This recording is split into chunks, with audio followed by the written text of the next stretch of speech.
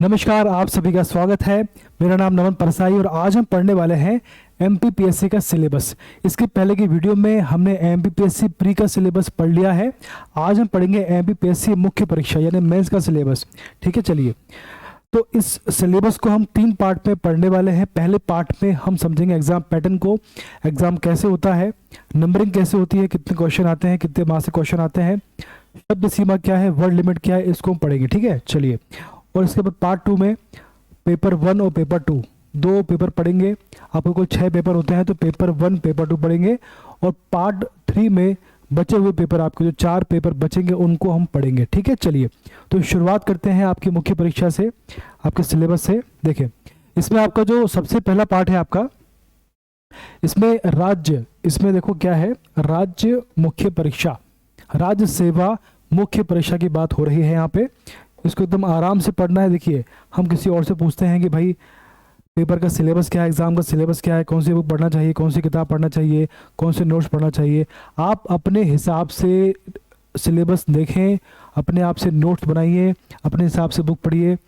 Notes का selection आपका खुद का होना चाहिए, ना कि किसी और का। तो यदि आपको सिलेबस पता होगा तो आपको पढ़ने में, नोट्स बनाने में काफ़ी आसानी होगी। चलिए, अब देखें, इसको देखें। तो सबसे पहले आपके सामने है, देखिए इसमें बेसिकली 6 पेपर आपके होते हैं। ठीक है, पहला पेपर आपका फर्स्ट है ना, फर्स्ट आपका होता है, सेकंड होता है आपका, थर्ड होता है आपका, फोर्थ, फिफ्थ और सिक्स, आपके 6 पेपर होते हैं। ठीक, तो पहला पेपर आपका होता है इतिहास और भूगोल का, इतिहास भूगोल का होता है। इसमें 3 घंटे मिलते हैं, 300 पेपर का, 300 मार्क्स का होता है, 300 नंबर का होता है। हिंदी और इंग्लिश में करना होता है।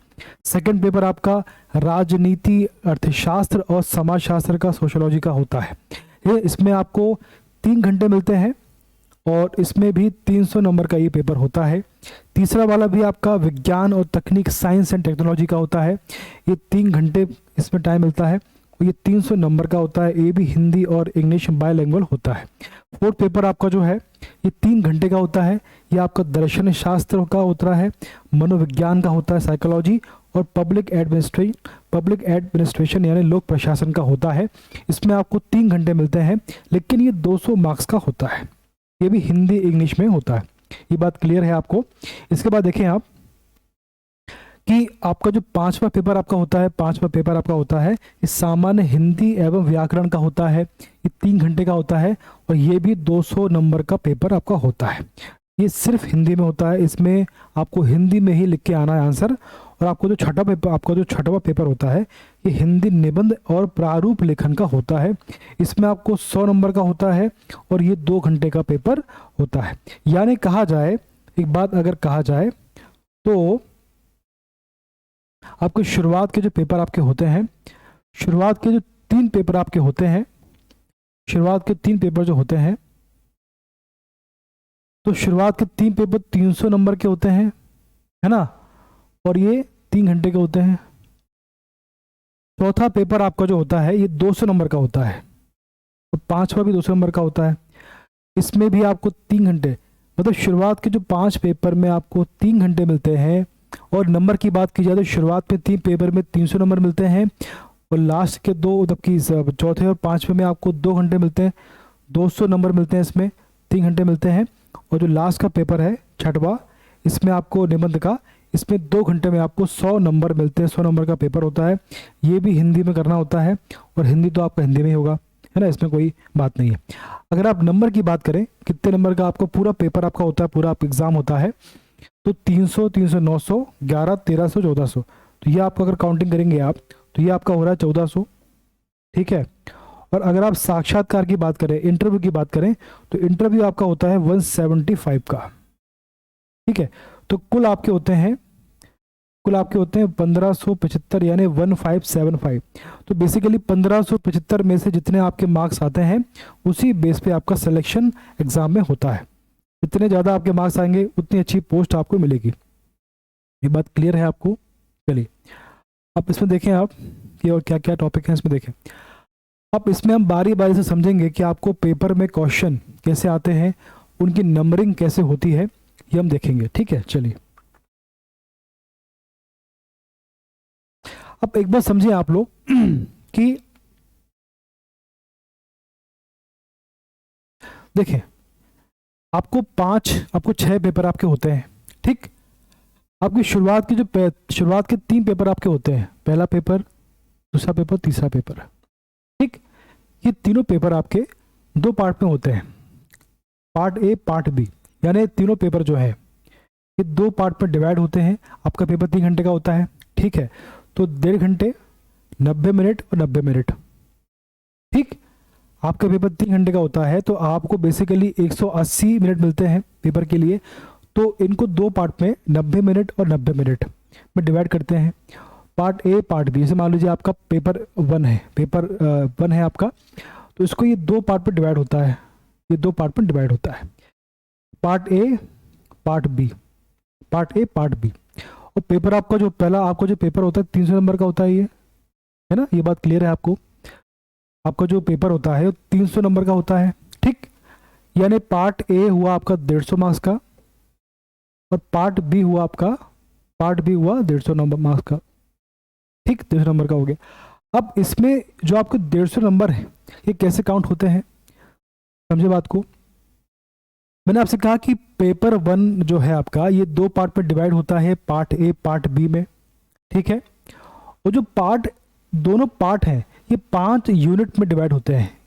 जो आपके पार्ट ए है, पार्ट बी है, ये 5-5 यूनिट में डिवाइड होते हैं, ठीक है। यूनिट 1, यूनिट 2, यूनिट 3, यूनिट 5, इसमें भी सेम होगा, 1 2 3 4 5, कुल 10 यूनिट्स आपकी होती है पर पेपर में, ठीक। तो हम बात कर रहे हैं पार्ट ए की, हम बात कर रहे हैं पेपर 1 के पार्ट ए की। हमें देखना है कि जो 300 नंबर है ये कैसे काउंट होते हैं, कैसे क्वेश्चन आते हैं। हम बात करेंगे यूनिट 1 के बारे में, देखें, इसमें प्रत्येक यूनिट में आपको 3 मार्कर के 3 क्वेश्चन आते हैं, है ना, 3 नंबर के 3 क्वेश्चन आते हैं। कितना हो गया, 9 नंबर हो गया आपका, ठीक। अब आपको 5 नंबर के 2 क्वेश्चन आते हैं, कितना हो गया आपका, 10 नंबर हो गया, ठीक। अब आपको 11 नंबर का एक क्वेश्चन आता है, ये आपका हो गया 11, कितना हो गया, 30। और मैंने आपसे क्या बोला, यानी कि एक यूनिट जो है आपकी, एक यूनिट 30 मार्क्स की होती है।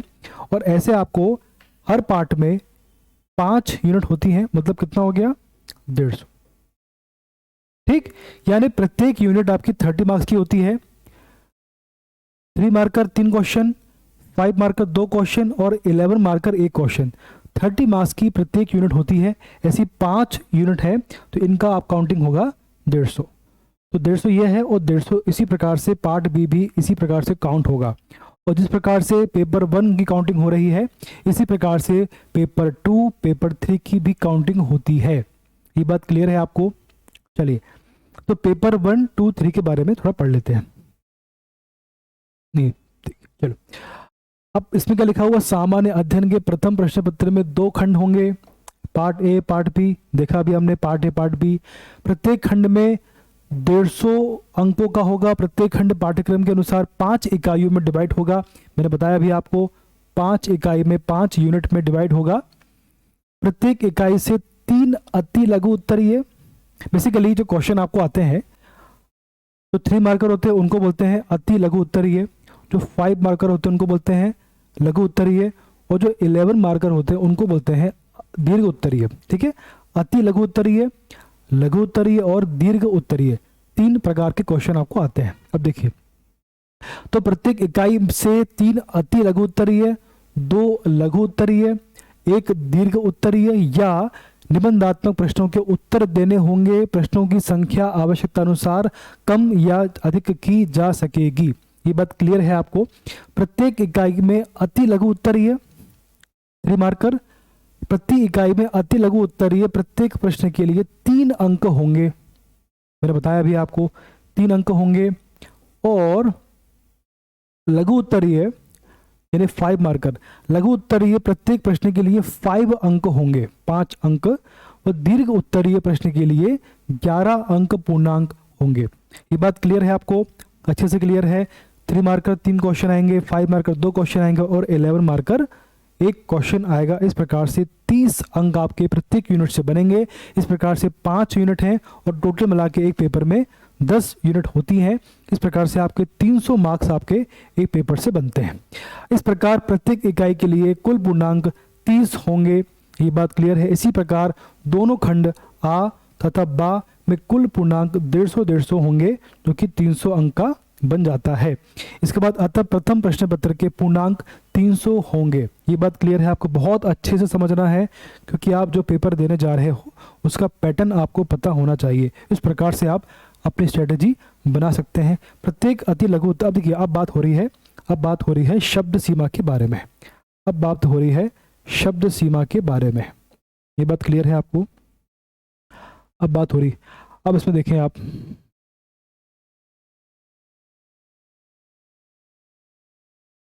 देखें, ठीक है। अब आपको जो 3 आपके प्रकार के आपको जो क्वेश्चन आते हैं वो 3 प्रकार के आते हैं। सबसे पहला आपका आता है अति लघु उत्तरीय, फिर आता है लघु उत्तरीय, फिर आपका आता है दीर्घ उत्तरीय। बहुत अच्छे से समझना है, ये आपका बहुत ही इंपॉर्टेंट पार्ट है। अगर आप इसको समझ लिए तो बहुत आपको आसानी होगी। प्रत्येक अति लघु उत्तरीय प्रश्न की आदर्श शब्द सीमा जो होती है वो होती है 10 शब्द या एक पंक्ति। कितनी होती है शब्द सीमा?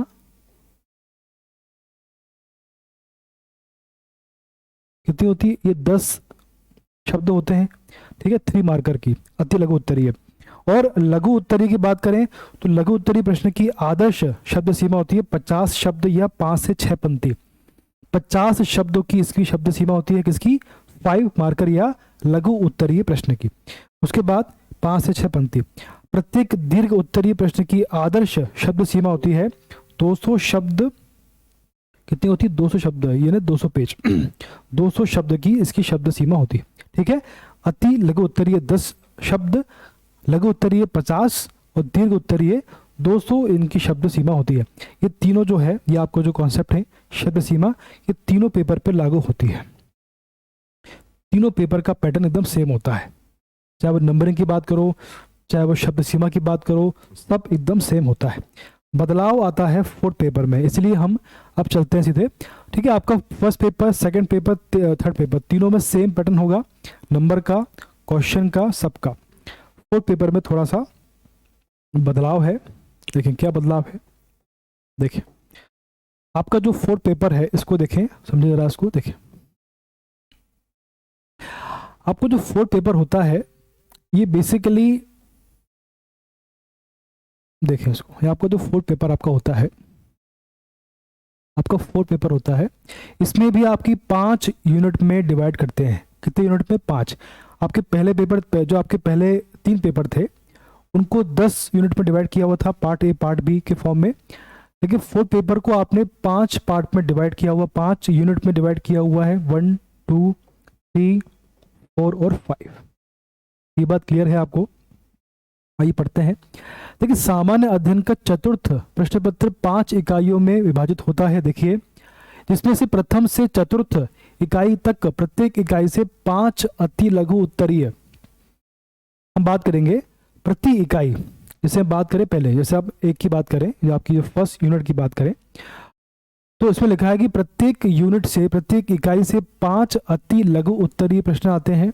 कितने आते हैं? 5 अति लघु उत्तरीय, ठीक है, 5 अति लघु उत्तरीय प्रश्न आते हैं, ठीक।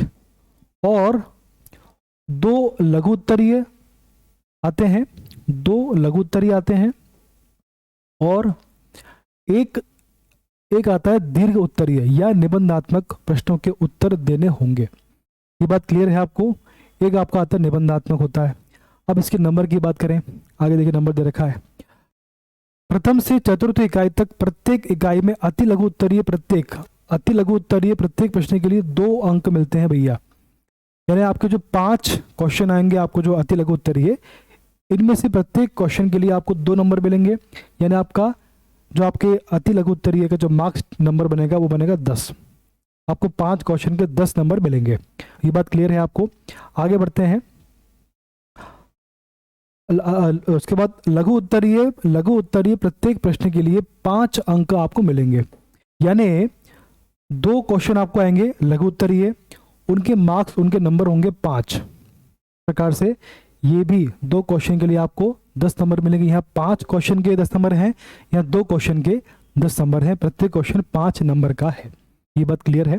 अब बात करेंगे दीर्घ उत्तरीय प्रत्येक प्रश्न के लिए 20 अंक पूर्णांक होंगे, 20 अंक पूर्णांक होंगे, ठीक, 20 अंक पूर्णांक।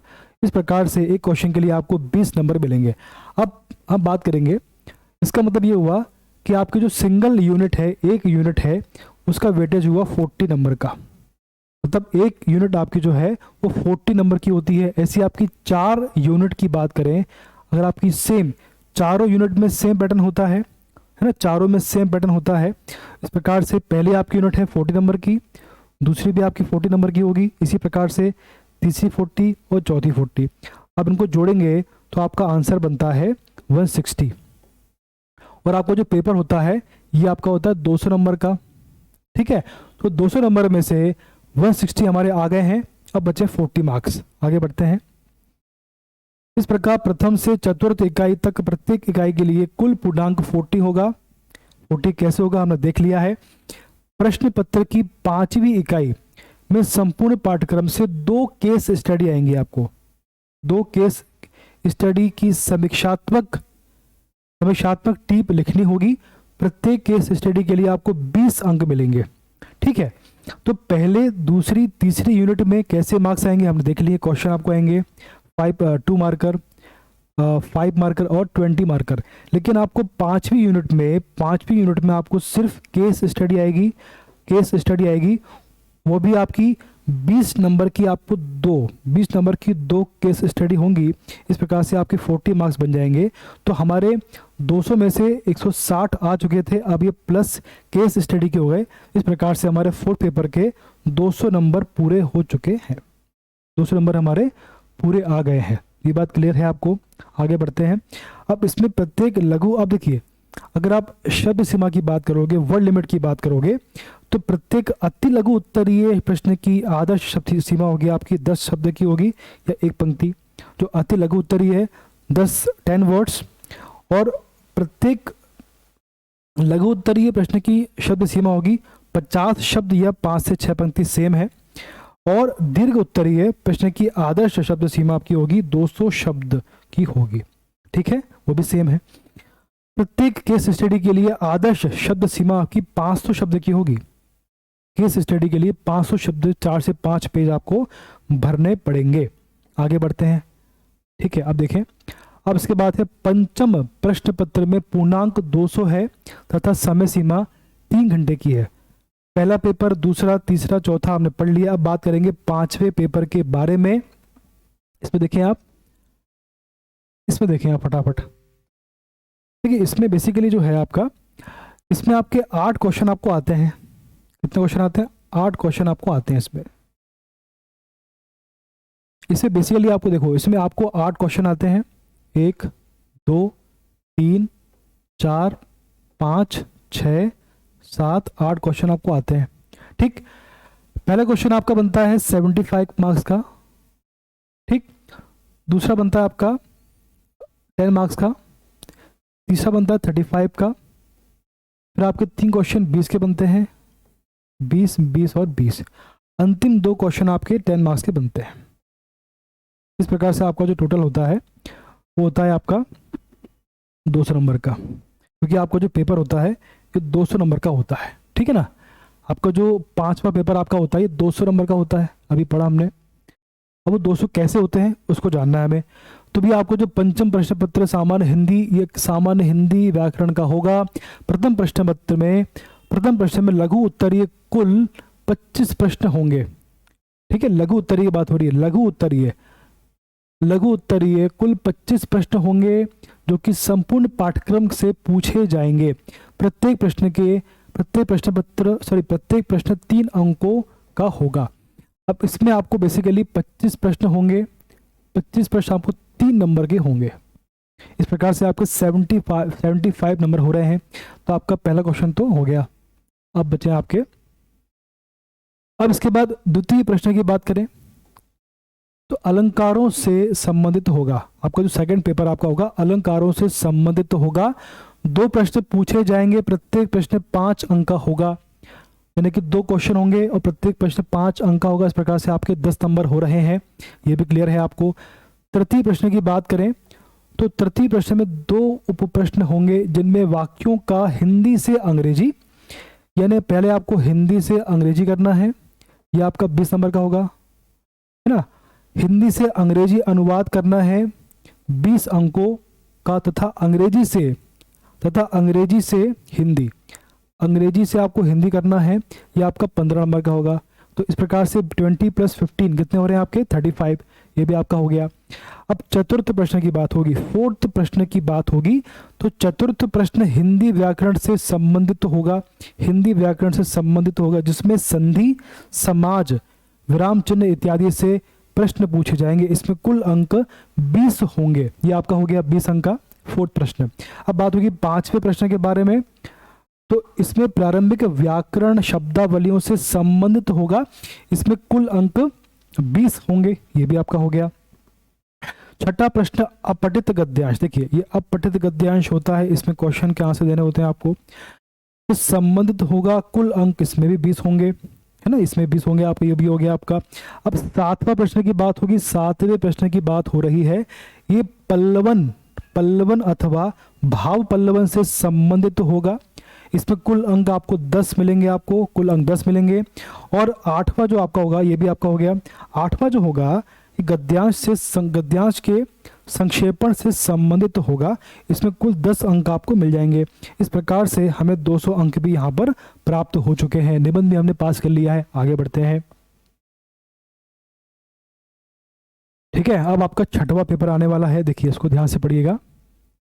हर क्वेश्चन, हर पेपर का महत्व है, किसी भी पेपर को हमें कम नहीं समझना है, सबसे हमको अच्छे मार्क्स मिल सकते हैं, ठीक है।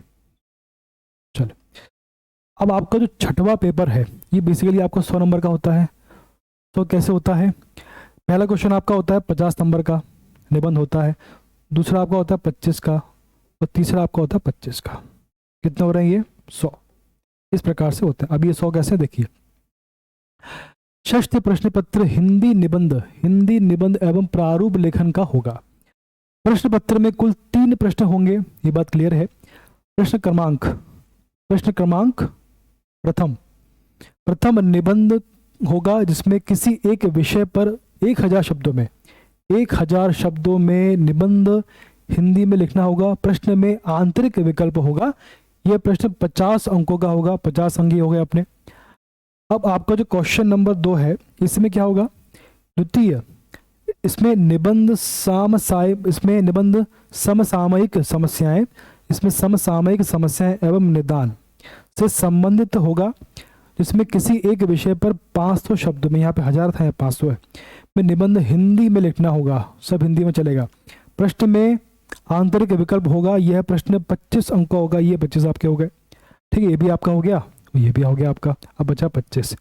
अब आपका क्वेश्चन तीसरा है भैया, यहाँ देखो, इसमें प्रश्न क्रमांक तीसरा प्रारूप लेखन, इसमें प्रारूप लेखन से संबंधित होगा, है ना। उसके बाद इसमें किन्हीं 2 प्रारूपों का लेखन हिंदी में करना होगा।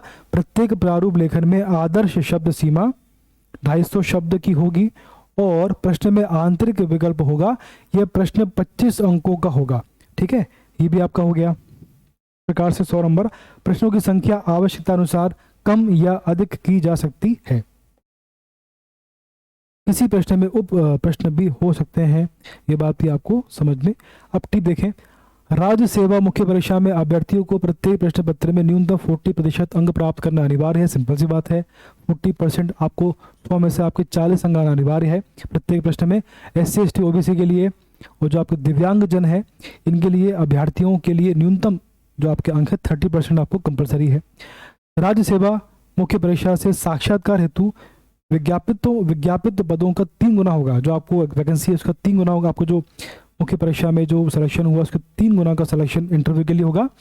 यह समान अंक प्राप्त अभ्यर्थियों को शामिल किया जाएगा। राज्य सेवा परीक्षा नियम 2015 तथा संशोधित आपको पढ़ना है। इस प्रकार से हमने आज ये समझा है कि एग्जाम आपका जो पीएससी का मुख्य परीक्षा होती है, मेंस होता है, इसमें पेपर का जो पार्ट होते हैं, पेपर का आपके जो नंबर होते हैं 300 नंबर 200 नंबर, वो कैसे होते हैं और कितने क्वेश्चन आते हैं और कितने नंबर के क्वेश्चन आते हैं उनको डिवाइड कैसे किया जाता है, पार्ट ए पार्ट बी कैसे डिवाइड होता है, इस प्रकार से पढ़ लिया है। अब हमने समझ लिया है कि पेपर कैसे होता है। अब हम जानेंगे कि एग्ज़ाम में आपका सिलेबस क्या क्या होता है, इसमें आपको सिलेबस में किस प्रकार से आपके 6 पेपर आपके होते हैं। तो शुरुआत में, इसके बाद जो आपका वीडियो आने वाला है, इसमें शुरुआत में 2 पेपर हम डिस्कस करेंगे, पेपर 1 पेपर 2। उसके बाद की वीडियो में पेपर 3 और पेपर 4 को डिस्कस करके हम ये, और पेपर आपका 5 भी डिस्कस होगा, पेपर 6 भी डिस्कस होगा। इस प्रकार से तीनों पेपर डिस्कस किए जाएंगे, लेकिन दूसरे वीडियो में, इसमें नहीं। अगर हम इसमें करेंगे तो काफ़ी लंबा हो जाएगा वीडियो, इसलिए तो आज के लिए इतना ही है। मुझे पूरी उम्मीद है कि आपको समझ में आया होगा। अगला वीडियो बहुत जल्दी आएगा, तब तक आप सभी स्वस्थ रहें, खुश रहें। धन्यवाद।